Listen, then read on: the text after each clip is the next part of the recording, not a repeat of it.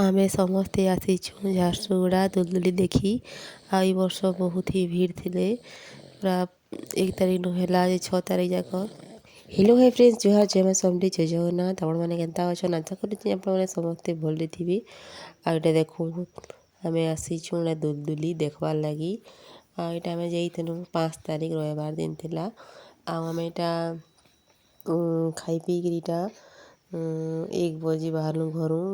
ଏଇଟା 1:15 ପହଞ୍ଚି ଗଲୁ BTM ନେକାଇଟା ଦୁଲଦୁଲି ଦେଖବାର୍ ଲାଗି। ଆଉ ଦେଖୁନ୍, ଏଇଟା ଆମେ ଆସିଲୁ ବୋଲେ ବେଶୀ ଭିଡ଼ ନି ଥେଇ।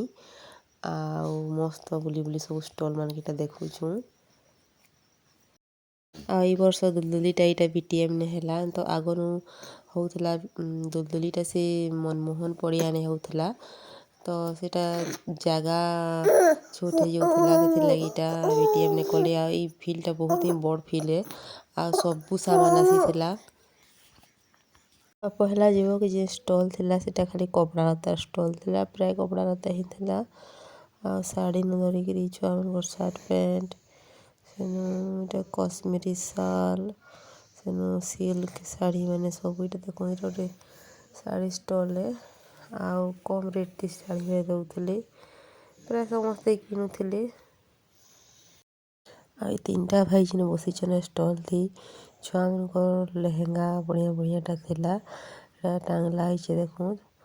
ଆଉ ଇଟା ଲାଗିକିରି ଇଟା ଇନେ ଛୁଆମାନଙ୍କର ରବର୍ ପେନସିଲ୍ ଇଟା ସବୁ ଥିଲା। ଇଟା ଧର୍ମିଷ୍ଠା ରବର୍ ଘିନଲା, ମାନେ ସେ ପେନସିଲ୍ ରବର୍ ମେଟାସନ୍ ରବର୍ ଘିନଲା। ଆଉ ଏଟା ଦେଖୁନ୍, ତାର୍ ସାମ୍ନା ଦିଟା ଷ୍ଟଲ୍ ମାନେ ଯେନ୍ ଷ୍ଟଲ୍ ନି ଧରସୁନ୍ କେନ୍ ଲେଡ଼ିସ୍ ମାନେ ସେଟା ସେ ସେଠି ଅଛି ସେ ଷ୍ଟଲ୍ ମାନେ। ଆଉ ଇଟା ଗୁଟେ ପ୍ୟାକେଟ୍ 6ଟା ରବର୍ ଥିଲା। ଆଉ ସେଟାକେ 30 ଟଙ୍କା କି 40 ଟଙ୍କା କହିଲେ ଏଟା ଘିନଲା ଧର୍ମିଷ୍ଠା।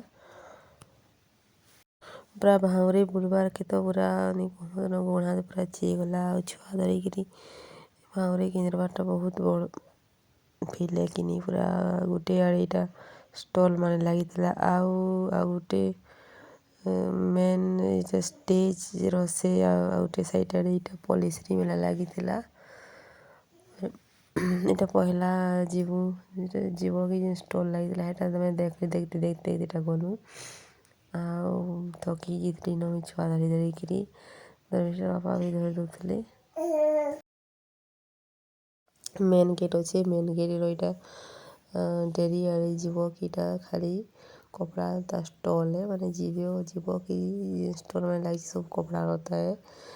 ଲେଡ଼ିସ୍ ମାନଙ୍କର ସାର୍ଟ ପ୍ୟାଣ୍ଟ, ପିଲାମାନଙ୍କର ସାର୍ଟ ପ୍ୟାଣ୍ଟ, ସମସ୍ତଙ୍କର ଖାଲି କପଡ଼ା ଥି ଭରପୁର ଏ। ଆଡ଼େ ଦେଖନ୍ କାର୍ପେଟ୍ ମାନେ ବି ଅଛେ। ସେନୁ କପ୍ ପ୍ଲେଟ୍ କହିଲେ ଯେ ସବୁ ଜିନିଷ୍ ପୁରା ଯେନ୍ ଦେଖିଲେ ଘିନବାର୍ ଲାଗି ମନ ଲାଗୁଥିଲା। ଆଉ ସବୁ ଜିନିଷ୍ 100 ଟଙ୍କାରୁ ଷ୍ଟାର୍ଟ ଏ।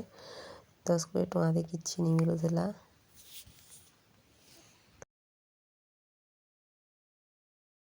ଆଉ ଏଇ ଦୁଲଦୁଲି ନିକା ସବୁ ଜିନିଷ୍ ବହୁତ ବଢ଼ିଆ ବଢ଼ିଆଟା ଆସିଥିଲା। ଆଉ ଯେନ୍ ଜିନିଷ୍ ଦେଖିଲେ ଘିନବାର୍ ଲାଗି ମନ ଲାଗୁଥିଲା।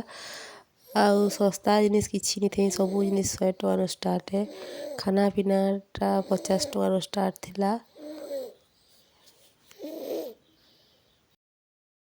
ଯେତ୍କି ଟଙ୍କା ଧରିକିରି ଗଲେ ବି ସବୁ ପଇସା ସରିଯିବା।